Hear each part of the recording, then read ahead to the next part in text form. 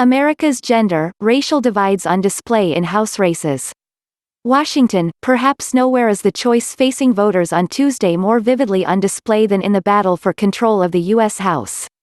Democrats are fielding more women and minority candidates than ever, while Republicans are trying to hold their majority with mostly white men.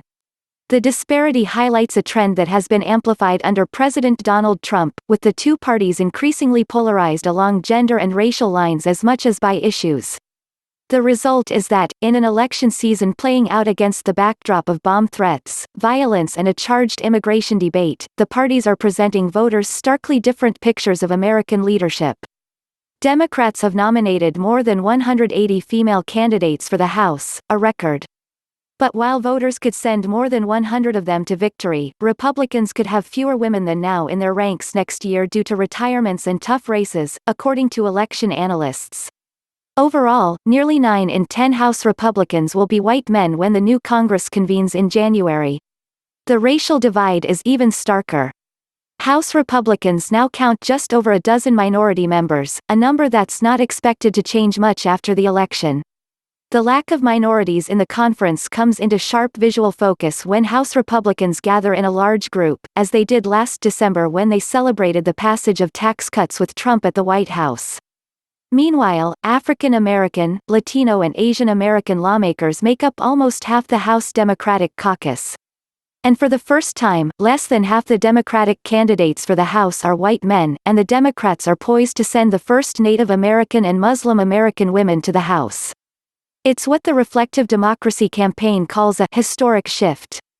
After Tuesday's election, it's likely that 87% of Republicans in the House will be white men, compared to just 37% for Democrats, said David Wasserman, who analyzes races for the Cook Political Report. Mark Hetherington, a professor of political science at the University of North Carolina at Chapel Hill, said the trend began long before this year's election. There's a relatively easy explanation: the Republican Party over the past 20 years has become the party of white men, he said. At the same time, Democrats have come to be seen as the party of minorities. Political scientists have been debating whether Congress's low approval rating, now 21%, has something to do with lawmakers not seeming to reflect the country they represent, said Matt Barreto, a professor at UCLA who is also a pollster working to mobilize Latino voters this cycle. Overall, while the House is closer to reflecting the makeup of the country, which is still majority white, the representation is lopsided between the parties. Everyone wants a representative from their community to stand up for their issues, Barreto said. For the House, he said, it's the entire point, they're representatives. Democrats need a net gain of 23 seats to win back the House in Tuesday's election. Enthusiasm has seemed to be on their side, especially in fundraising, but it's unclear if that energy will be enough to win districts that swung to Trump in 2016 or have traditionally favored Republicans. The outcome could hinge on the suburbs, where Democrats are hoping that a voter backlash against Trump and GOP policies will help carry their candidates to victory. One closely watched race is outside of Richmond, Virginia, where Republican Rep. Dave Bratt, a one-time Tea Party favorite, is facing a stiff challenge from political newcomer Abigail Spanberger, a former CIA operative. Bratt was campaigning over the weekend at the Innsbruck Pumpkin Palooza, pausing to watch a pumpkin catapult as he mingled with voters. Trump supporter Jen Dodge from nearby Glen Ellen said she's all for bringing more diversity to Congress. But as an employment recruiter, she said she also wants the best candidate for the job. And she said she appreciates what the president and the Republican Congress have done for the economy, especially by passing tax cuts. We really need people in the Congress who are going to speak the best for the people, she said. Bratt, she said, does what he says he's going to do. Down the road at a community forum with Spanberger, optometrist Lisa Bennett said she wants lawmakers who listen to voters. American people are frustrated, she said, recalling the protesters who confronted senators on Capitol Hill over Brett Kavanaugh's confirmation to the Supreme Court.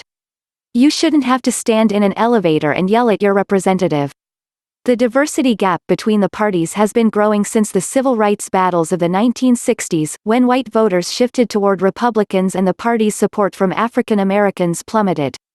Republicans set out to attract more votes from minorities and particularly Latinos after their election losses in 2012, but Trump turned that political strategy on its head in 2016, showing they could win by pulling white voters away from Democrats. Now the president's coalition is being put to the test. After conducting a poll of 72 competitive House districts, the Cook Political Report and LSU Manship School said this year's election feels like 2010, in reverse. Almost half of Americans, 49%, feel frustrated about Trump's presidency. That's the same share who said they felt frustrated about President Barack Obama during that year's midterm elections, when Democrats lost the majority in a wave election fueled by conservative newcomers eager to confront the White House.